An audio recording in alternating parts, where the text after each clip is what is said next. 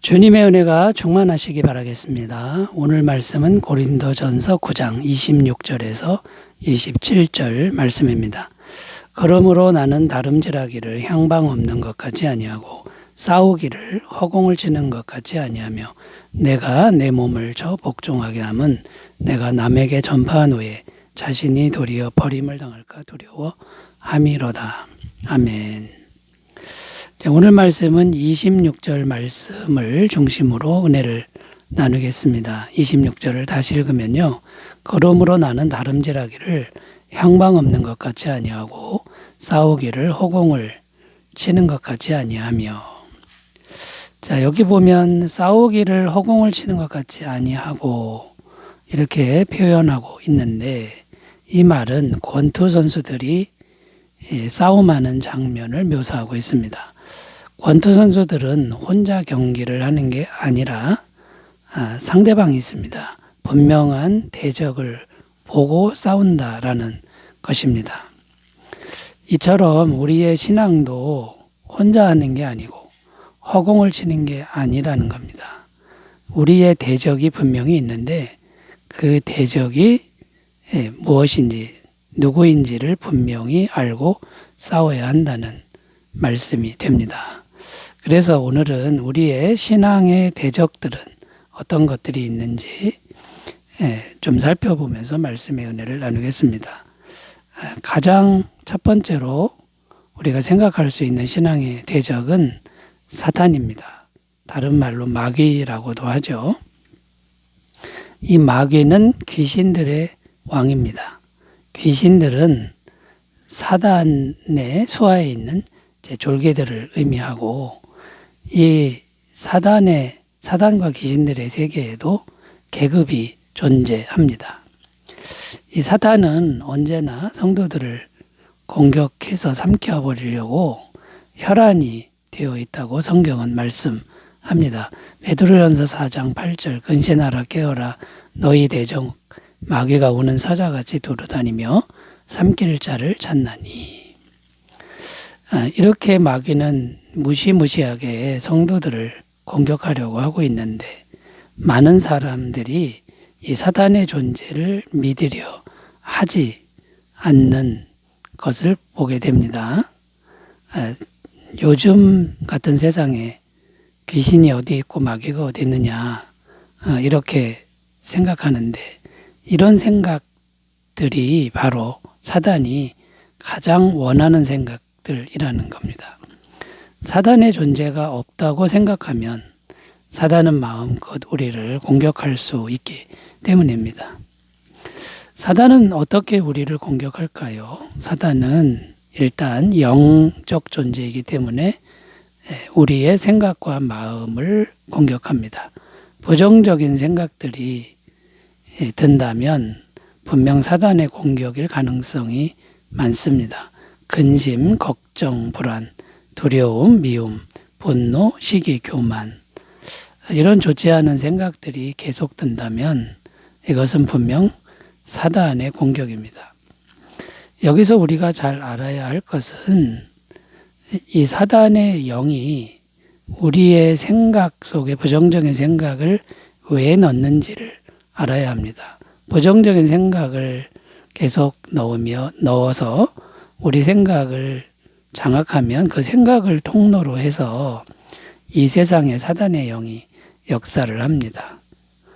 그러니까 일단 생각과 마음을 장악해서 우리를 노예로 만들고, 그 다음에 우리 주변의 일들을 안 되게 하고 또 사고도 나게 하고 이렇게 역사를 한다는 거죠. 그러므로 우리는 어떻게 해야 하는 것입니까? 무엇보다 생각과 마음을 잘 지켜야 한다고 말씀합니다. 잠언 4장 23절 모든 지킬 만한 것 중에 더욱 내 마음을 지키라 생명의 근원이 이에서 남이니라.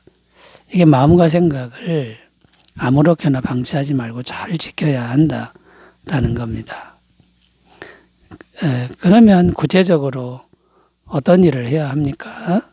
사단이 생각과 마음을 공격할 때, 즉 부정적인 생각이 들 때, 그때마다 그것을 그대로 기도로 하나님께 아래는 것이다라는 겁니다. 그러면 하나님이 그 생각을 잘 처리해 주신다는 겁니다.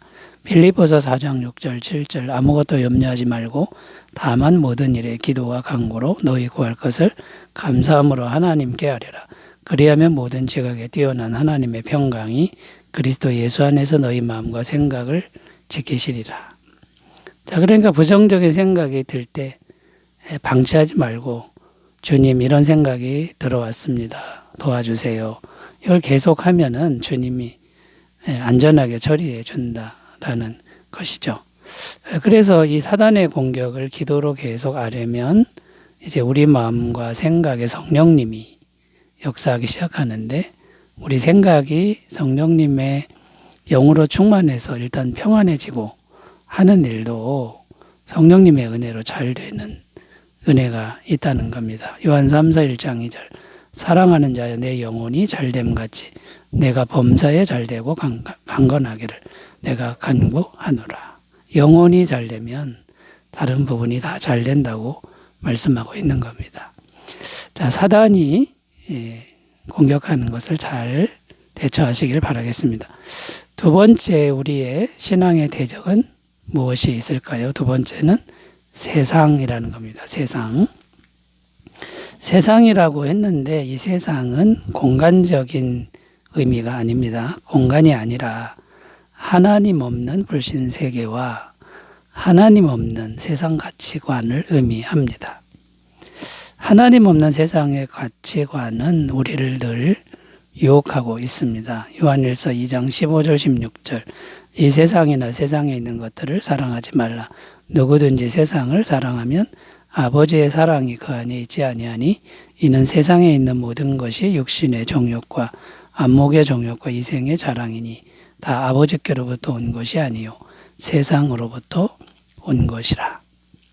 이 세상의 가치관들, 세상의 귀한 것들이 늘 우리를 유혹하고 우리를 장악하려고 하죠. 이 육신의 정욕, 안목의 정욕, 이생의 자랑 이렇게 표현했는데 한마디로 세상이 주는 영광, 그것에 대한 욕망이라고 할 수 있습니다. 세상 것에 대한 욕망을 말하는 겁니다. 사단은 성도들이 세상을 사랑하도록 그리고 동경하도록 계속 유혹하고 있습니다. 세상 가치와 명예와 권력이 제일이라고 계속 속삭이고 있는 것이죠. 천국이나 영원한 세상보다 이 땅이 더 중요하다고 믿도록 계속 유혹을 하기도 합니다. 예수님의 제자 중에 가룟 유다라는 제자가 있는데 예수님을 배신했죠. 어떻게 배신했냐면 세상의 돈과 권력을 주님보다 더 사랑하는 그런 마음이 있었기 때문에 예수님을 돈을 받고 팔아 먹었습니다. 가룟 유다가 생각한 것은 이 땅의 현실적인 정보, 이 땅의 현실적인 나라, 그래서 현실적인 권력을 더 기대했다라는 거죠. 그런데 예수님이 십자가에 죽는 길을 가자 실망하게 된 것입니다. 자, 그러니까 여러분, 세상이 우리의 대적인데 우리가 해야 될 일은 이 세상적 가치관을 잘 버리고 영적인 가치관을 분명히 하는 것이 우리가 승리하는 길이다라는 거죠. 마태복음 6장 33절 너희는 먼저 그의 나라와 그의 의를 구하라. 그리하면 이 모든 것을 너희에게 더하여 주시리라. 또 천국의 가치관, 천국이 더 중요하다라는 것을 분명히 해야 되는데요. 고린도서 4장 18절 우리가 주목하는 것은 보이는 것이 아니요 보이지 않는 것이니 보이는 것은 잠깐이요 보이지 않는 것은 영원함이라. 자, 여러분, 우리가 이런 부분을 잘 생각하고 이 영적인 가치관, 천국 가치관을 잘 세워서 잘 대적하시기 바라겠습니다. 자, 세 번째 우리의 신앙의 대적은 뭐가 있을까요? 세 번째는 자기 자신을 둘 수 있습니다. 자기 자신입니다. 신앙의 대적들은 밖에만 있는 것이 아닙니다. 우리 안에도 우리가 대적해야만 하는 그런 세력들이 있습니다. 어떤 게 있냐면 첫째는 우리 안에서 끊임없이 올라오는 정욕이라는 거죠. 성령으로 거듭나서 성령을 받았어도 이 육체의 소욕은 죽는 날까지 여전히 계속 올라오게 되어 있습니다. 갈라디아서 5장 17절 육체의 소욕은 성령을 거스르고 성령은 육체를 거스르나니 이 둘이 서로 대적함으로 너희가 원하는 것을 하지 못하게 함이니라. 자, 그러면 이제 이런 것들이 계속 올라오는데 우리는 어떻게 해야 할까요? 성경은 성령님을 따라 행하라 이렇게 말씀하고 있습니다. 갈라디아서 5장 16절 내가 이르노니 너희는 성령을 따라 행하라. 그리하면 육체의 욕심을 이루지 아니하리라.